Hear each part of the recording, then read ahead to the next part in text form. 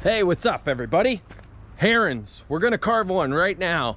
This is gonna be a relief, quick carve, wall hanging, real-time carving. As you can tell, I'm just sketching this out. It's nothing major, but what I look for when I'm doing these is lines, like clean flowing lines, you know, like this is gonna be a little bit of feather, this is a bit wide, but once you start getting it, it's all about the S's and the contour lines and making sure that your contour lines are awesome. And contour lines are the outer part of your sculpture. So when you're carving these things, I look for that. I look for S's, I look for beauty in motion. We're just doing a quick carve here, so let's get after it. Welcome to Ryan Cook Carving. Let's go. Cue the music.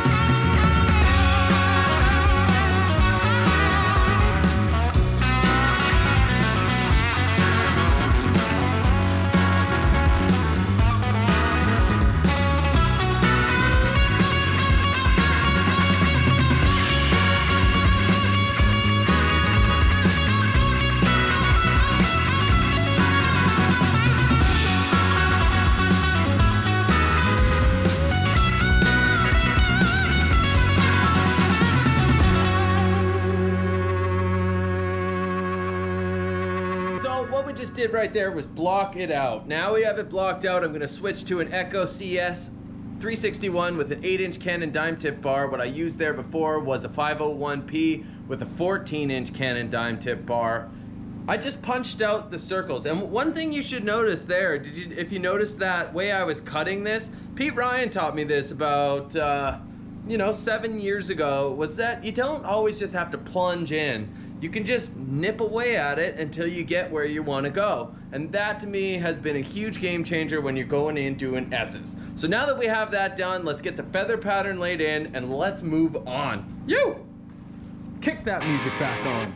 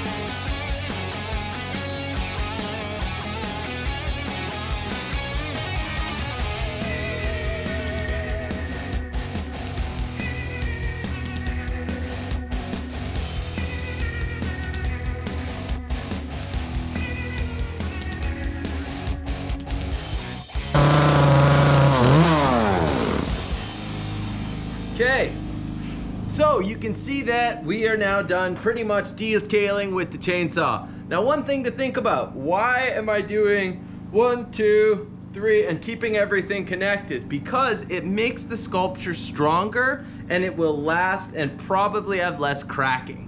So you gotta really think about that. It doesn't always have to be. A lot of the times I don't connect them, but I always try to make sure that there's like 3 points of contact or enough strength that this thing's not gonna crack or break apart, because it's a wall hanger. And remember, it's 2D, so you're just carving here. So when I'm working behind here, I'm just cutting up and out the angles.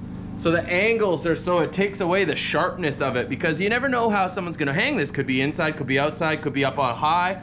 And if it's up high, you gotta think, remember, check underneath here.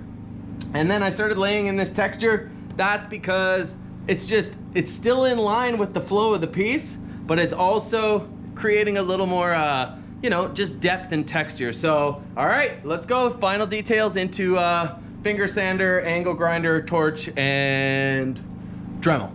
You.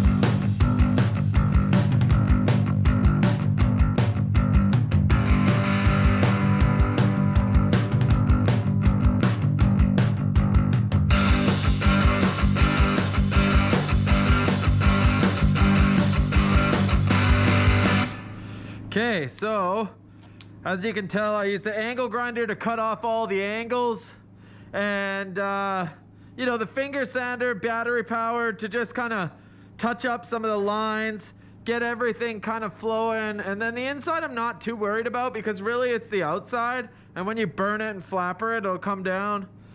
So that was a saber-tooth flame, and now I'm going to use my trusty old burnt up Dremel high-speed cutter. You know, watch all my videos and you see I use it all the time. It's easy to find on Dremel.com. And hopefully with the website opening up, we'll have it soon. Okay, final touches.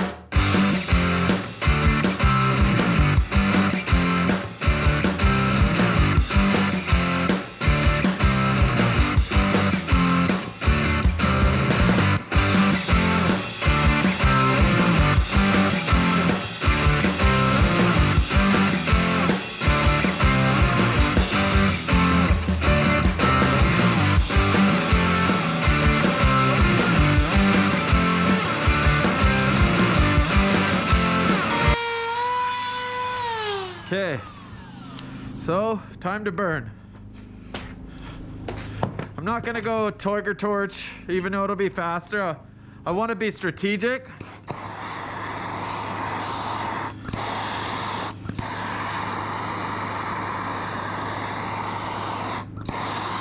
And then Tiger torch will do too much, so I just want to be like, target some areas.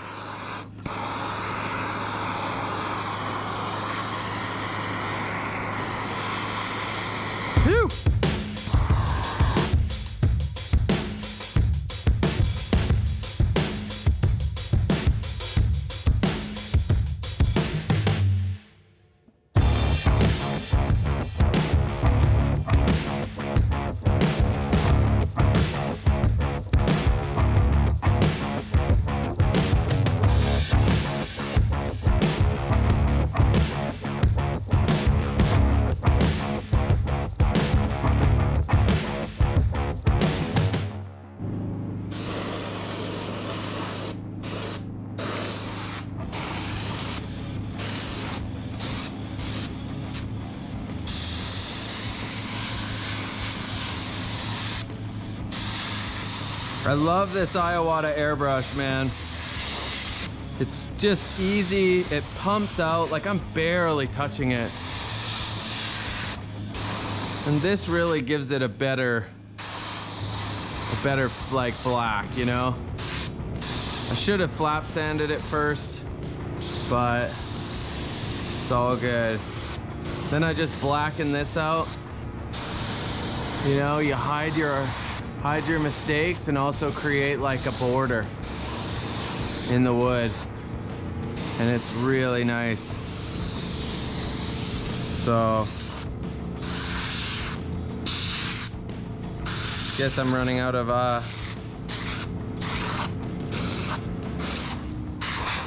okay.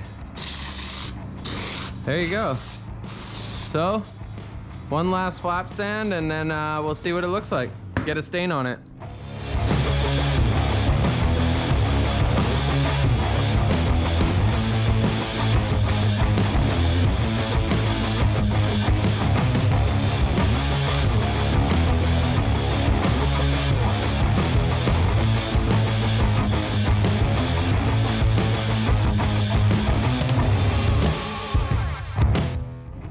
So I get asked a lot about stain.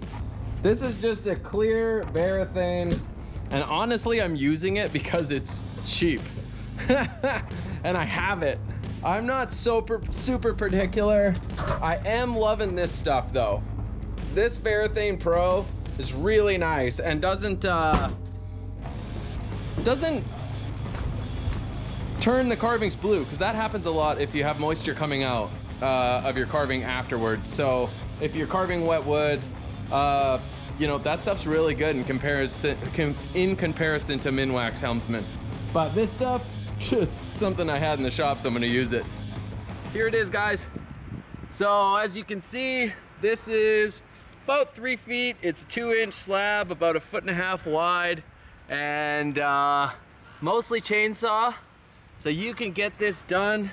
These are great. You can do any bird with these. You just think about 2D perspective and you have fun. So hopefully this helps and helps you make some money, because this thing's probably about 275 bucks and didn't take that long to do. So it's one of those great carves where you practice them, they get better. And don't be scared to try anything. You can try any kind of carvings, any kind of animal, any picture. Just give it all you got, try your best. And if you like this video, give it a like, subscribe to my page. My name's Ryan Cook, it's Ryan Cook Carving. You! Wow.